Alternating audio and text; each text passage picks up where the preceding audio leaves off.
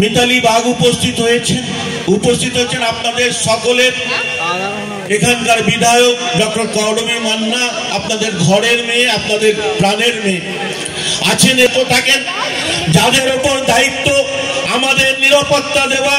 আমরা বাড়িতে নিশ্চিন্তে ঘুমিয়ে থাকি, কিন্তু তারা ঘুমন না, 24 ঘন্টা যে ডিউটিগুলো করে যান আমাদের জন্য। সেই এসপি সাহেব এখানে উপস্থিত আছেন, তার জন্য যেন একটা জড়ো হাততালি আপনাদেরকে তাদের সম্বোধন করুন পুরো পুলিশ মহলকে। আমাদের অনেক বিশিষ্ট ব্যক্তিরা উপস্থিত হয়েছেন, বিডিও অফিস আছেন, আমাদের এখানকার পঞ্চায়েতের প্রধানরা আছেন, অনেক গণ্যমান্য ব্যক্তিরা উপস্থিত আছেন। শুধু এইটুকু বলবো, আমরা যে ইতিহাস ঘেটে দেখেছি, ডক্টর আচার্য সতীশ চন্দ্র মুখোপাধ্যায় সামান্য 21 বছর বয়সে তিনি MA পাস করেছিলেন, ইংরেজিতে MA পাস করেছিলেন।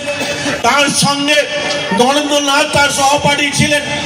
সেই রকম ব্যক্তিত্ব যিনি 22 বছর বয়সে তিনি কলকাতায় যাকে বিদ্যাসাগর তাকে অ্যাপয়েন্ট করেছিলেন একটা বিদ্যালয়ে শিক্ষকতা করার জন্য।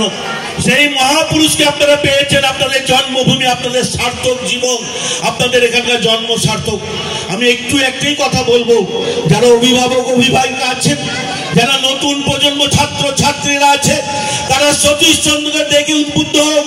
এই অঞ্চল থেকে আরো যেন সতীশ চন্দ্র ঘরে ঘরে বেরিয়ে আসে, তার জন্য আপনাদের